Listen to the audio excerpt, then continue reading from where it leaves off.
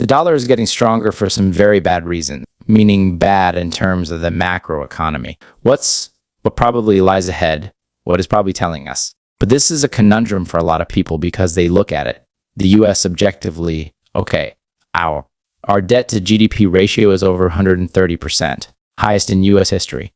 Tons of research coming from obviously Ken Rogoff, but really Carmen Reinhardt, Vincent Reinhardt, and others, but many others, not just them, that says that those debt to GDP ratios you can't grow. Jim Rickards highlighted the paradox of the strong US dollar amidst concerning economic indicators.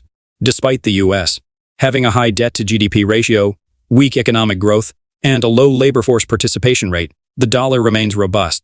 Rickards pointed out that while unemployment statistics seem low, they overlook millions who are capable of working but are not in the workforce. You can maybe refinance and muddle through, but it always ends either in default, which is unlikely because we can print the money, that much is true, or extreme inflation, where here's your $1 trillion back. Good luck buying a loaf of bread. So we'll see how that plays out.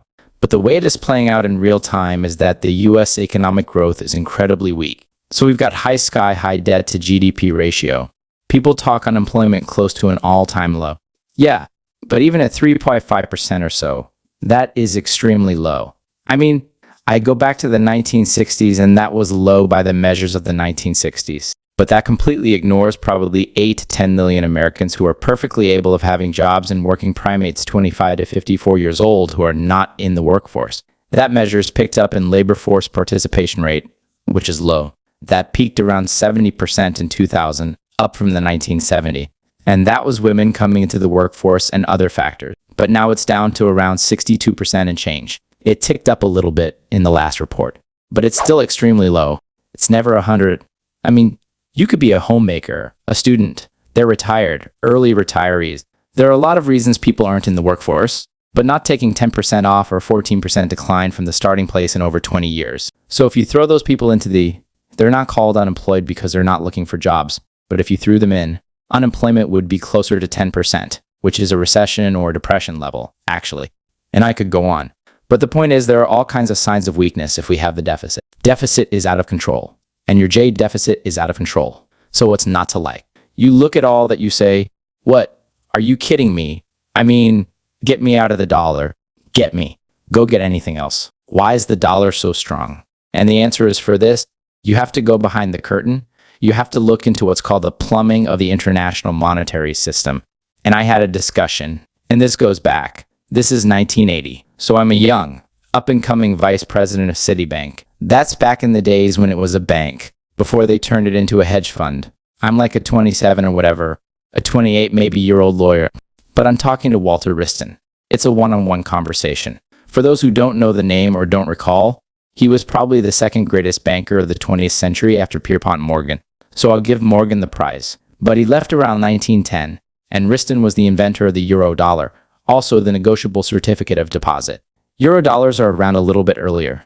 But he took the CD that was your interest in the euro dollar and made them negotiable and tradable. I'm having a conversation with him, and I had just seen this movie. It's called Rollover, and it's again 1980.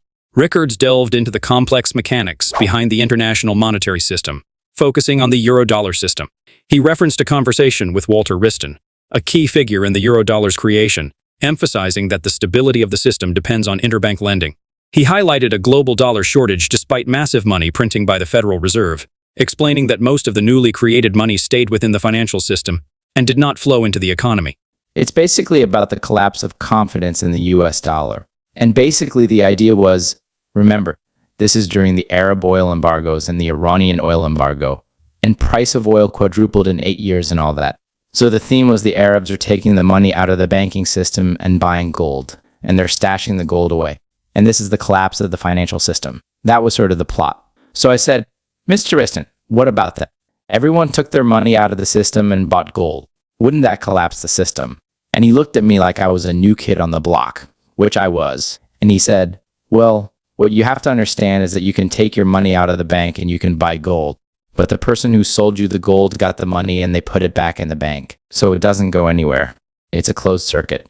And of course, now I'm like, oh, yeah, you're right. Of course he's right. And he said, so the stability of the system doesn't depend on who sells what for dollars. Yeah, It affects exchange rates a little bit and interest rates for the price of gold. But he said, the money always, it can't literally disappear. It has to go back into the system. Closed circuit. And of course, that's how the Eurodollar system works. But it presupposes that you can always borrow in the Eurodollar market. In other words, that closed circuit analogy is correct, provided the big banks are willing to lend to each other. So if my example, if UPS was selling the gold into the Arabs and they got the money and they put it back in Citibank Nassau, it's all good.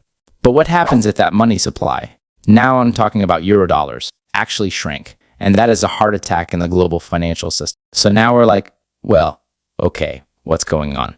And believe it or not, there's a global dollar shortage. And when you say that, people say, wait a second, you kidding me? The Fed printed the Fed's balance sheet in 2008 at the start of the global financial crisis was $800 billion. It was $4.5 trillion by the time we got to the end of the taper in November 2014. Then, okay, yelling a little bit. But mostly Powell got it. They started quantitative tightening. They got it back down to around 3.5 trillion by the time COVID came along. And then, boom, it's up to 7.5 trillion. Might have gone higher than that. And that's M0. M1 was exploding even more. So how could there be a dollar shortage? And that has a two-part answer. One is the money printing. At least M0 is irrelevant. It just doesn't matter. Because how do they print the money? Well, the Fed buys securities from the primary dealers. And after I left Citibank, I joined one of the biggest primary dealers, and I was there for 10 years. So I had a front row seat. That was back in the days when the Fed was actually tough on people. But my point is, I was a counsel, a primary dealer. Rickards explained the crucial role of commercial banks in creating money through lending, contrasting it with the Fed's monetary policy. He emphasized the importance of collateral in interbank transactions and the preference for short-term treasury bills. This preference for secure collateral has resulted in a demand for dollars in the global banking system, despite the perception of abundant money supply. We talk to the Fed every day. And so the primary dealers are the ones where the Fed open market does. The New York Fed does monetary policy. They buy. So they call up Goldman Sachs or Citi or whoever to offer, 5-year notes or 2-year notes or whatever. Here's a price. Done. The banks send the securities to the Fed, and the Fed pays for it with money that comes out of thin air. But here's the part that matters. What do the banks do with that money? They give it back to the Fed in the form of excess reserves. The bank deposits at the Fed. In effect, that money never went anywhere.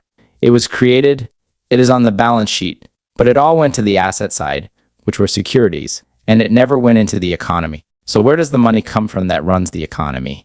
If you or I want to go shop, it comes from the commercial banks. Yeah, there is a multiplier, but that's in M1 and M2, which is created by the banks at will. And those commercial banks have as much printing power as the Fed. They just do it differently by lending money or buying securities and paying for them with money that they create. And that never happened. It happened to some extent, but not nearly to the extent that what the Fed was doing with M0. So M0 didn't really matter. I mean, I hate to break it to people. Commercial banks do matter. Eurodollars do matter. That's how we run the system. People say, well, how can you have a dollar shortage with trillions of dollars of new money? You have $1 quadrillion of derivatives in the banking system as a whole. So that slice, whether it's 7 trillion of M0 or a larger number, perhaps 24 trillion of M1, that has to support $1 quadrillion derivatives. And by the way, for those who don't know, a quadrillion is 1,000 trillion. That's what a quadrillion is. Now, it's not dollar for no Jimmy Diamond would say. Well, who cares? Just put up a little collateral. But you have to put up some collateral. And then you get into the collateral issue. It's like, well, what's good collateral? The answer is, and this is what the banks are saying to each other. And this goes back to my conversation with World Wristen and movie rollover and all that. The banks are. And in fact, what happened in 2008, the banks are looking at each other saying, I don't want your corporates. I don't want your mortgages. I don't even want your 10-year notes. Give me at a stretch. I'll take a 2-year note with a haircut. Or what I really want are 30, 60, 90-day bills. I want treasury bill. And so you got to go out and get the treasury bills, and they're dollar denominated, which means you need dollars. So if you're a Credit Suisse or Barclays or Hong Kong,